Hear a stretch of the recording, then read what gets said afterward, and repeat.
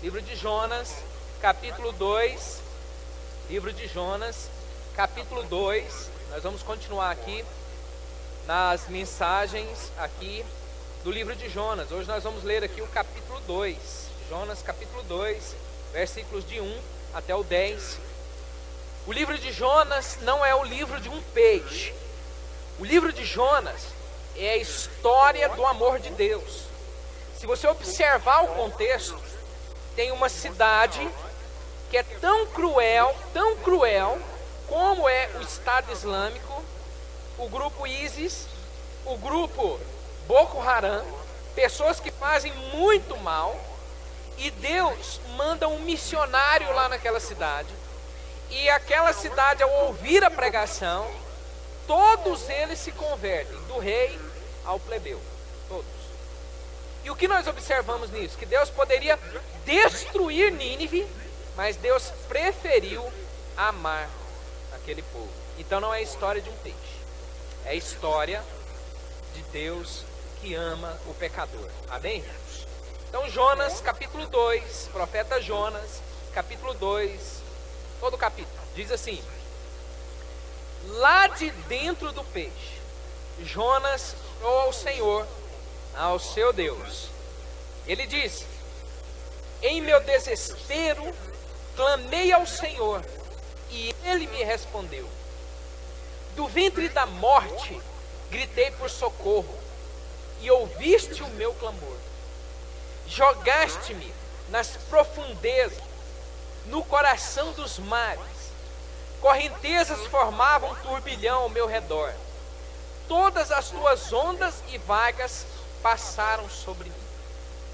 Eu disse: fui expulso da tua presença. Contudo, olharei de novo para o teu santo templo. As águas agitadas me envolveram. O abismo me cercou.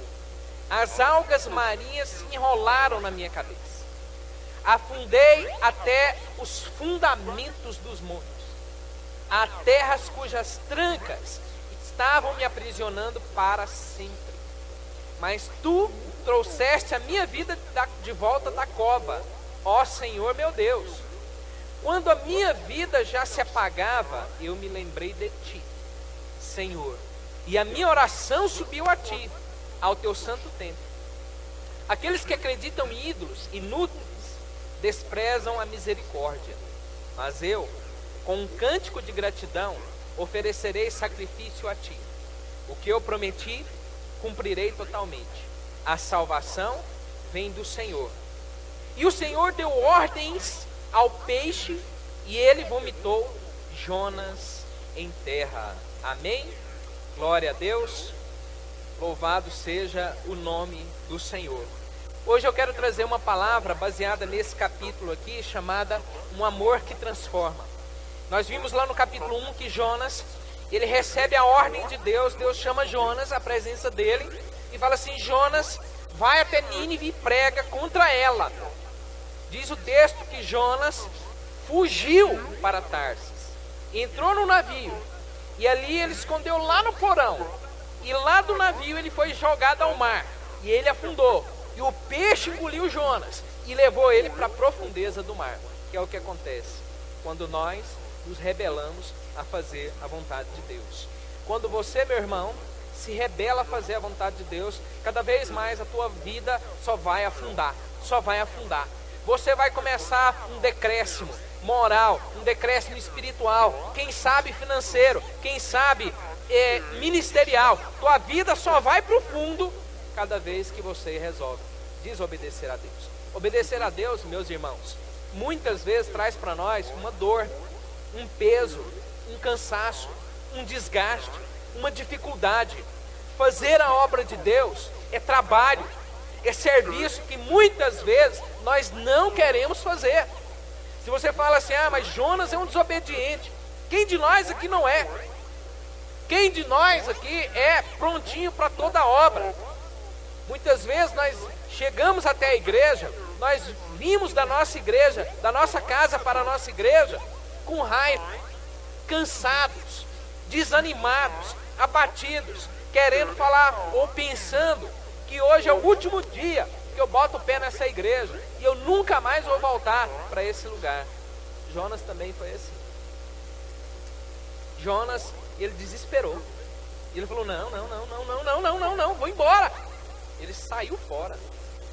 Muitas vezes nós fazemos isso. Quem sabe você não fez isso. Quem sabe você não está pensando em fazer isso. E hoje eu quero dizer para você que o que vai mudar o seu coração não é o pastor puxando a tua orelha, não é um anjo que vai descer do céu, não é uma luta que vai acontecer na tua vida, mas é o amor de Deus que vai tocar no seu coração, amém? Romanos 2,4 fala assim: e porque desprezas, ó homem, que é a bondade de Deus que converte o seu coração. A bondade de Deus, irmãos, ela muda o nosso coração. Às vezes as pessoas falam assim, olha, fulano se não vier pelo amor, ele vem pela dor. Não é assim não. Sabe por quê? Porque o mesmo sol que derrete a manteiga endurece o barro. Às vezes a pessoa, com a luta, ela amolece. Outras endurecem. Mas com o amor de Deus, todas as pessoas amolecem. Amém, irmãos? O amor de Deus é aquilo que entra no coração da pessoa e fala assim, olha filho, eu estou chamando você para essa obra. Olha filho, você está afastado. Você sempre foi da casa do Senhor. Você é um missionário. Você é uma pessoa chamada por Deus. O amor de Deus entra como se fosse um sopro na brasa do nosso coração e vai soprando. De repente o fogo está alto. E nós queremos fazer a obra do Senhor. Amém? Nós queremos fazer a obra do Senhor. Jonas foi assim. Jonas, ele fugiu. Aí Deus veio e cercou ele com o amor de Deus. O amor de Deus cercou Jonas de tal forma que ele estava lá no fundo. Aí ele diz assim, me lembrei do Senhor. E o que ele fala? Do Senhor vem a salvação. E quando ele falou isso, Deus mandou o peixe devolver ele à terra. E sabe, tudo isso que foi amor. Deus poderia ter matado Jonas. Teve um profeta lá no Antigo Testamento que chegou e deu uma palavra para uma pessoa, e Deus falou para ele assim, olha, não volta por esse caminho, volta por outro. Mas ele desobedeceu e voltou por aquele caminho, e um leão comeu. Deus às vezes faz isso. Mas com Jonas caiu num mar bravio. Jonas caiu num mar onde a tempestade estava por cima dele, aquela luta toda. O peixe engoliu, ele foi lá para dentro, foi protegido. Deus levou ele lá para o fundo protegido. Deus permitiu que Jonas respirasse dentro do estômago de um peixe grande. E ali naquele lugar, tudo que o envolvia era o amor de Deus. Quero dizer para você que o que nos motiva a fazer a obra de Deus, que o que nos motiva a andar no caminho de Deus, que o que nos motiva a fazer todas essas coisas, não é o medo do inferno, não é dinheiro, não é qualquer outra motivação, mas o que nos move é o amor de Deus pela nossa vida, amém, irmãos? É o amor de Deus. E baseado nisso, nós vamos observar aqui algumas lições desse texto. A primeira lição é que o amor de Deus, ela transforma a confissão em devoção. A confissão em devoção. Aqui do versículo 1 até o versículo 4, Jonas, então, ele começa a confessar, a fazer uma devoção. Lá dentro do peixe, Jonas orou ao seu Deus. Veja que quando Deus chama Jonas, ele fica caladinho, né? Depois ele foge, mas ele não fala com Deus. Mas aí então ele começa a orar. Em meu desespero clamei, jogaste-me na profundeza. Eu disse, fui expulso da tua presença. Jonas então começa a orar ao Senhor. Aqui ele ora. Agora, nesse momento, ele passa a ser um devoto. Jonas passa a ser um devoto. Lá no capítulo 1, quando os marinheiros cercaram ele e disseram assim, Jonas, quem é você? Da onde você vem? Jonas fala assim, eu sou servo do Deus que criou o céu, o mar, a terra e tudo que neles há. Jonas era um confesso. Ele tinha uma confissão. Ele fez lá a confissão de Westminster. Ele fez a catequese. Ele fez a profissão de fé. Igual quando nós vamos batizar os meninos aqui, as pessoas aqui, nós dizemos, elas recitam a doutrina, elas recitam a palavra, elas foram doutrinadas, elas foram preparadas numa classe de batismo, elas são pessoas de confissão.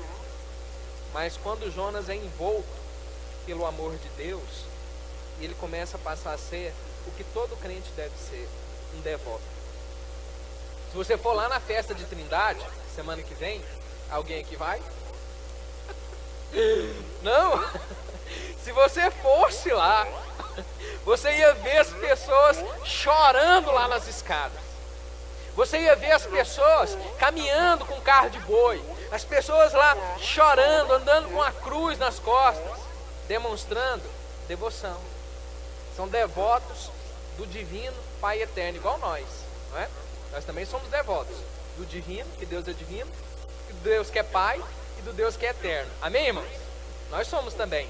Mas muitas vezes nós somos pessoas só de confissão. Nós só temos na nossa vida, nós só temos confissão, nós não temos devoção. Lá no versículo, no capítulo 1, eles disseram: declara-nos tu agora, por causa de quem nos sobreveio. Aí o que Jonas fala?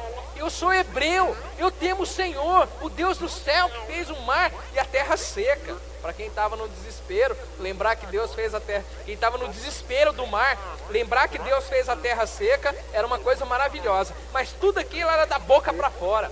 Pessoas que estão na igreja, elas têm muita coisa da boca para fora. Elas precisam ter devoção. Devoção é vida. Devoção é ajoelhar. Devoção é estar na presença. Devoção é estar junto com Deus. Devoção é aquela pessoa que é crente mesmo. Ela não tem só profissão de fé. Ela não tem só confissão. A devoção, meus irmãos, ela começa com oração. Jonas começou a orar. Ele começou ali na presença de Deus a falar com o Senhor, a dizer: olha, eu então orei ao Senhor. As pessoas falam assim: ah, mas também estava na luta, né? Quando o barco estava na luta lá, ele não orou não. E ele estava num momento que ele sentiu a proteção. Deus guardou ele. Meus irmãos, nossa vida, ela começa, a devoção, ela começa com orar. Ninguém é devoto porque vem à igreja. Ninguém é devoto porque levanta as mãos. Ninguém é devoto porque veste terno ou usa gravata. Ninguém é devoto por isso. As pessoas são devotas de Deus quando elas começam a orar, quando elas começam a falar com o Senhor, quando elas começam a ter contato com Deus, quando elas começam a estar na presença de Deus. A Bíblia fala isso. Vamos orar, ler todos juntos ali? Vamos lá? E o meu povo, que se chama pelo meu nome, se humilhar e orar e buscar a minha face e se converter dos seus maus caminhos, então eu ouvirei dos céus, perdoarei os seus pecados e sararei a sua terra. Amém? É isso. As pessoas devotas, elas têm vida de oração. Elas oram, elas falam com Deus. Você já orou hoje? Hoje você, ao acordar, você falou: Senhor, guarda nosso dia. Senhor, abençoa a minha casa. Senhor, eu clamo ao Senhor agora. Antes de você chegar à igreja, você fez alguma oração? Essa semana você orou? Essa semana você tem falado com Deus? Deus tem esperado você para poder falar contigo. Deus tem esperado você. Assim como o filho pródigo, lá na palavra do Senhor, diz assim: o filho pródigo, quando ele passava por uma luta, ele resolveu falar com o pai. Diz assim: e me porei a caminho e voltarei para o pai e lhe direi: Pai, pequei contra o céu e contra ti. Olha a oração. E ele pequei contra o céu, primeiro contra Deus. Ele vê que o pecado dele contra o pai, primeiro foi contra Deus, depois contra o pai. E depois, lá no versículo, isso foi no 18, lá no 21 ele volta já e diz assim: o filho lhe disse: Pai, pequei contra o céu e contra ti, já não sou mais digno de ser chamado o teu filho. Devoção começa com oração. Ninguém é devoto sem orar. Jonas, ele sentiu tanto o amor de Deus que ele resolveu orar. Ele resolveu falar. Quando Deus deu a missão, ele fugiu. Quando ele foi protegido e guardado dentro do estômago do peixe, ele resolveu orar. Meus irmãos, o que nós estamos fazendo que nós não estamos orando? O que nós estamos vivendo, essa vida que não é uma vida de oração. A vida de oração não quer dizer que você tem que estar em cima do monte fazendo oração, ou dentro da igreja fazendo oração. Quer dizer que onde você estiver, você tem contato com Deus, contato com o Senhor, contato com o Criador, contato com o Pai. E isso é o que Deus espera de nós. Você tem só profissão, só confissão, você só leu um caderninho de doutrinas, você só pegou aquela encíclica e agora falou assim: agora eu sou crente. Não, Deus quer que você tenha uma vida com Ele. Amém? A devoção, ela começa com o reconhecimento da soberania de Deus. Os versículos 3 a 5 diz assim: jogaste-me na profundeza do coração dos mares. Quem jogou Jonas lá? Deus. Jonas fala assim, ó, o Senhor me jogou lá na profundeza do mar. Sabe o que é isso, irmãos? Reconhecimento da soberania. Às vezes você está aí, está falando assim, olha pastor, o diabo passou lá em casa, e o diabo não permite, o diabo tem acabado com a nossa vida. Olha pastor, as pessoas estão fazendo isso contra mim, é tanta inimiga, tanta coisa. Meu irmão, é Deus. O que está acontecendo é Deus que permitiu.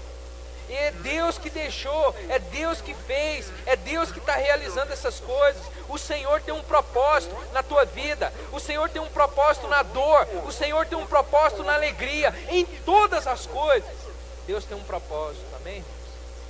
Soberano. A soberania, irmãos, ela nos humilha de uma tal forma que você não imagina.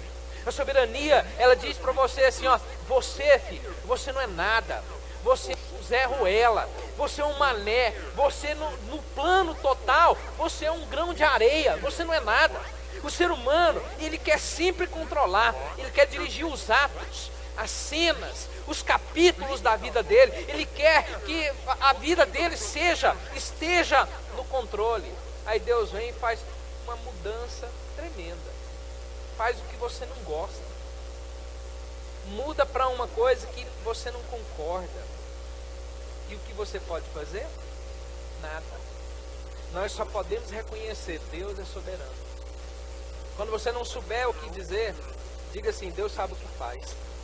Porque nós não temos mais o que dizer, amém, irmãos? Nós não temos mais o que dizer, sabe por quê? Porque se eu não estou controlando, então Deus está. É como se nós estivéssemos dentro de um ônibus e nós não dirigimos o ônibus, e nós sequer vemos o motorista, mas nós estamos indo para algum lugar, mas nós confiamos que esse motorista, ele sabe para onde está indo. Ele não vai dormir ao volante, ele não vai fazer uma manobra arriscada, ele não vai fazer uma ultrapassagem proibida, porque quem está dirigindo é Deus. Quem está dirigindo a tua vida é o Senhor. Quem está dirigindo o teu caminho é o Senhor. E quando você coloca isso na tua cabeça, então você larga o volante, porque é Deus que dirige. Porque ai de nós se nós dirigíssemos. Se Deus permitisse que o homem dirigisse a história, não haveria mais uma alma sobre a face da terra, uma vida sequer. Se Deus permitisse que o homem fizesse o que ele quer, não haveria uma pessoa aqui mais. Mas Deus está escrevendo os capítulos dessa história. Deus está mudando os atos, as cenas desse teatro que nós vivemos aqui nesse mundo. É o Senhor que está fazendo. A palavra do Senhor mostra isso. Se você não crê na soberania, você não crê na Bíblia. A Bíblia diz assim, a qual Deus fará se cumprir no seu tempo devido. Ele é o bendito e único soberano, o Rei dos reis, o Senhor dos senhores. Amém? Isso aqui é para humilhar todo mundo que se acha, porque todo mundo se acha. Todo mundo pensa assim, olha, eu tenho um plano, eu tenho um projeto, pastor, o meu projeto, eu tenho um projeto. Tiago fala assim, amanhã iremos e faremos se Deus permitir. Nós estamos debaixo de um que manda em nós. Nós não estamos aqui dirigindo as coisas, nós não temos o meu projeto. Nós temos um projeto que nós pensamos, mas se Deus permitir, porque Paulo diz lá para Timóteo, ó Timóteo, doutrina essa igreja aí e mostra para eles que Deus é o único soberano.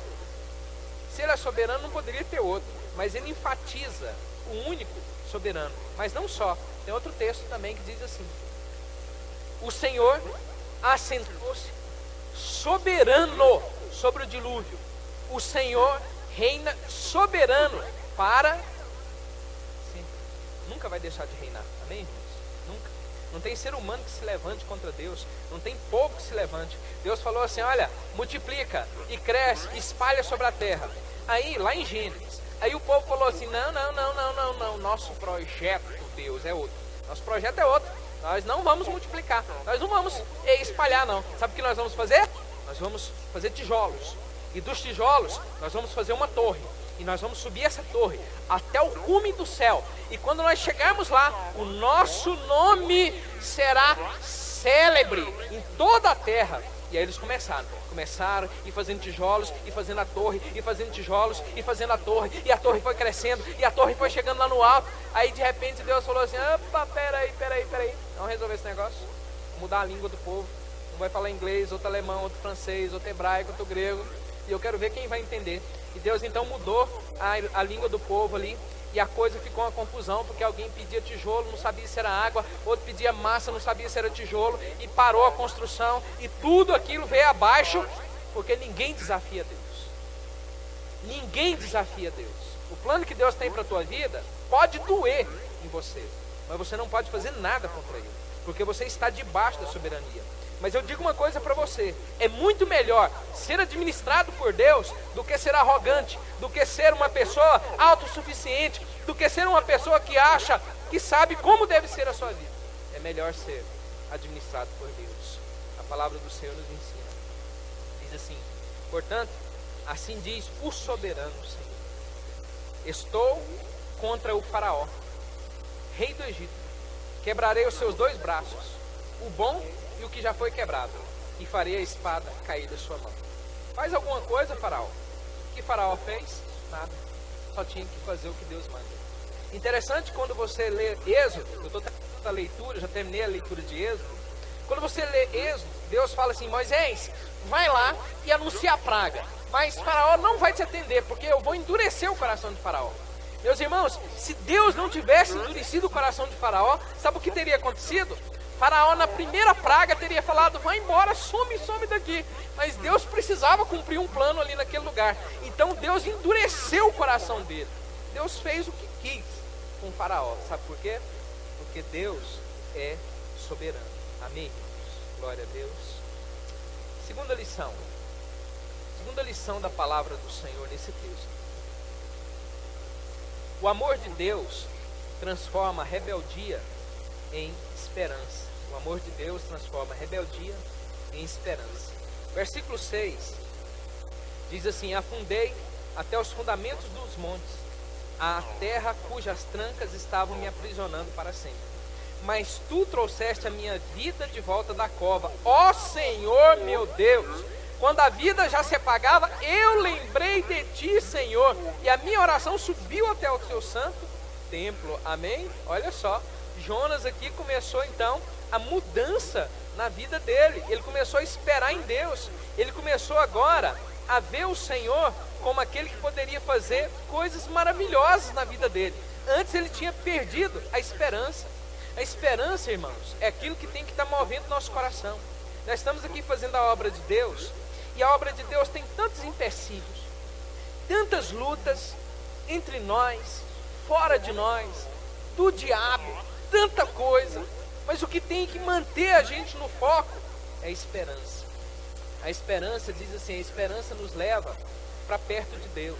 Jonas orou ao Senhor, ele quis estar perto do Senhor. Meus irmãos, por que as pessoas se afastam do caminho do Senhor? Porque elas já estão longe do Senhor. Quando Jonas começou, estava lá longe, distante, ele começa então a ter esperança.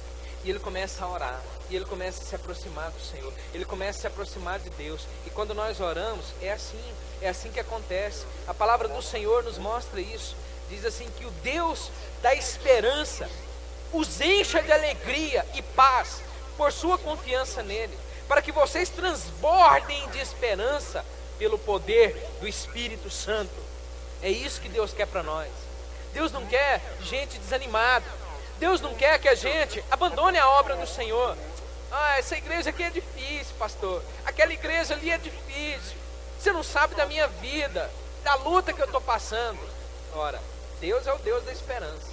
E Deus vai fazer o seu coração transbordar de esperança. Amém, irmãos? Olha só, o texto diz assim, para que vocês transbordem de esperança. Não é só um pouquinho de esperança. A esperança não é a última que morre. A esperança é aquilo que transborda em nós. Quando nós aproximamos de Deus, Deus nos enche. Porque Deus não é depressivo. Deus não é doente. Deus não tem problema emocional. Deus, ele é uma força, uma energia. E se eu chego nele, ele me enche. E aí nós estamos cheios. Aí nós continuamos mais. Às vezes quando nós queremos desistir, nós estamos tão longe de Deus, tão desanimadinhos, né? Às vezes quando eu vou orar para uma pessoa, a pessoa está custando falar. Fala, olha, aproxima de Deus. Está precisando chegar diante de Deus. Está precisando se aproximar de Deus. Porque quando nós chegamos para Deus, Ele nos descansa. A palavra diz assim: descanse somente em Deus, ó minha alma. Dele vem a minha esperança. Irmãos, alguém já se imaginou dentro de um estômago de um peixe? Jonas fala assim: olha, as ondas passaram por cima de mim. Você acha que a hora que ele caiu, o peixe já pegou? Ele ficou ali debatendo na água, as ondas vieram. Uma onda cai por cima da pessoa. Você está lá na praia, a onda vem, ela te dá um balanço, né? Você está só no joelho ali, ó. Ela te dá um balanço, te joga lá, te volta. É forte. A hora que ela quebra em cima de você, você cai. Agora imagina o cara lá no fundo, lá no meio do mar. A onda vem por cima dele. Ele foi pego, ele caiu lá dentro do estômago do peixe. Aquela meleca toda. Ele fala assim: as algas se enrolaram em mim. E o cara nessa situação, molhado, sujo, triste, desarrumado, ele enche o coração de esperança. Amém, irmãos? Quem sabe seu coração está precisando de ser cheio de esperança. Talvez você está assim, todo melecado, de tristeza, enrolado pelas algas. Não sei para onde minha vida está indo. Estou andando em círculos. Não sei se o peixe está subindo ou se está descendo. Ah, pastor, tem hora que o peixe, tem uns barulhos aqui dentro desse estômago. Eu não sei o que, está escuro, não estou vendo nada. Esperança em Deus. Quando tudo está escuro, esperança em Deus. Quando tudo não tem uma saída, esperança em Deus. Quando você estiver pensando em desistir, esperança em Deus. Quando você falar assim, eu vou desistir, esperança em Deus. Quando você falar assim, agora não dá mais, agora eu desisto, esperança em Deus. A palavra do Senhor diz assim: como é feliz, vamos todos juntos? Como é feliz aquele cujo auxílio é o Deus de Jacó, cuja esperança está no Senhor, seu Deus. Amém? Tem esperança em Deus, irmão? Amém? Tem esperança em mim não, viu? Não tem esperança no dinheiro não, viu? Não tem esperança na fama, na profissão, no estudo. Não tem esperança nessas coisas não. Mas tem em Deus, porque é a única coisa que nós temos. Amém? A única coisa. A esperança, meus irmãos, ela traz para nós a restauração. O último versículo do texto, versículo 10, diz assim: e o Senhor deu ordens ao peixe, e ele vomitou Jonas em terra firme. A esperança, ela restaura. Já pensou?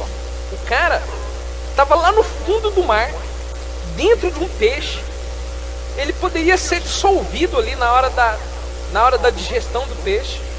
Mas Deus faz o bicho sair lá de dentro, da profundeza, com o rapaz intacto, soltar ele na terra seca. E aonde? Lá em Nínive, onde Deus queria. Restaurou. Ele estava lá na profundeza. Acompanhe a recapitulação. Deus chama Jonas à presença dele. Jonas foge para Tarsis, que é descendo. Depois ele pega para o porto, que é mais embaixo. Depois ele entra no navio e vai para o porão. Do porão do navio ele é pego e é jogado no mar. Do mar ele é pego pelo peixe e vai lá para a profundeza. A vida dele estava só no fundo do poço.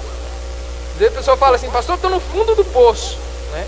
Tem uma música do Gabriel Pensador que fala assim: eu fui ao fundo do poço e descobri que o poço não tem fundo. Não tem fundo, eu não sei onde eu estou mais, eu estou lá na profundeza. Mas lá da profundeza, ele orou. E eu digo para você, onde você estiver hoje, em que passo estiver a tua vida espiritual, em que ponto estiver a tua vida hoje, na idade que você estiver, Deus ouve a tua oração. E Deus restaura, Deus transforma, Deus muda, Deus constrói de novo, Deus dá outra história, outra vida, outra situação.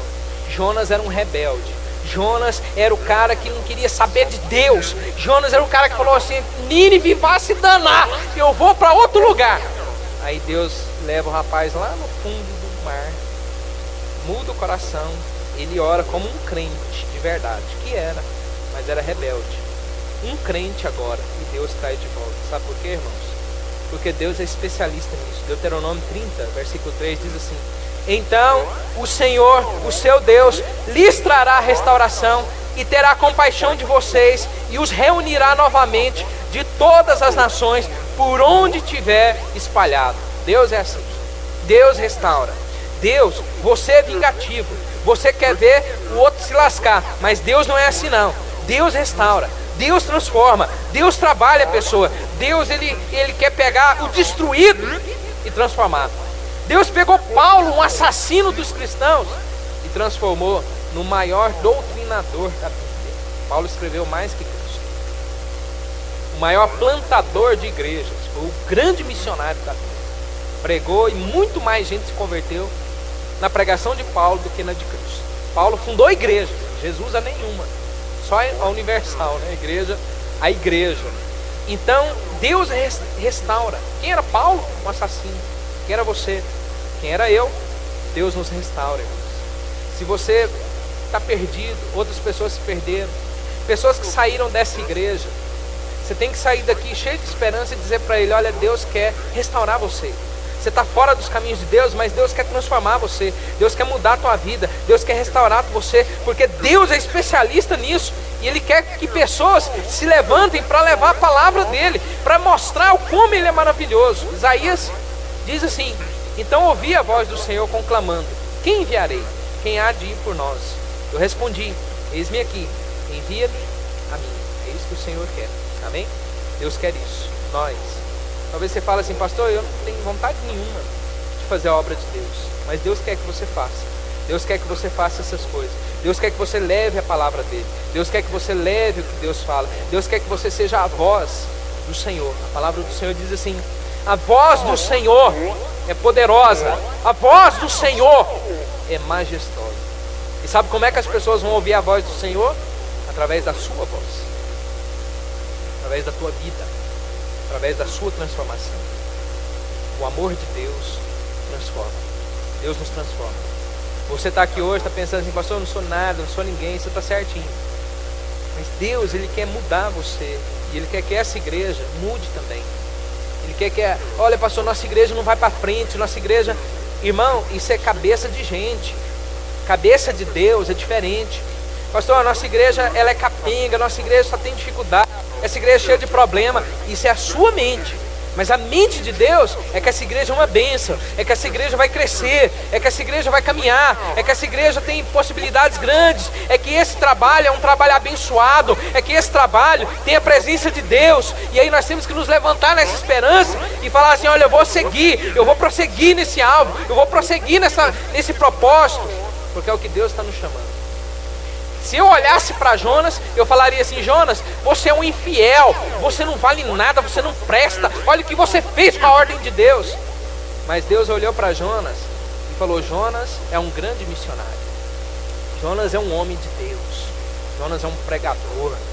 Jonas pregou na cidade de Nínive inteirinha. Nínive é uma cidade má, Nínive é uma cidade horrível. Jonas entrou lá com coragem, pregou a palavra de Deus. Sabe por quê? Porque as pessoas não olhariam para Jonas assim, mas Deus olhou. Deus olha para essa igreja, Deus olha para você, Deus olha para esse povo aqui e fala assim: esse povo aqui é um povo abençoado.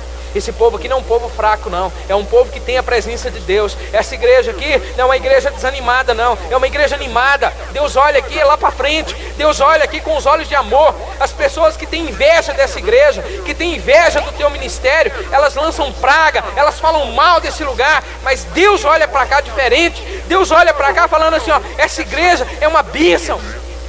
E nós vamos ouvir a palavra de Deus e não a palavra do demônio. Amém? Vamos orar. Vamos ficar de pé.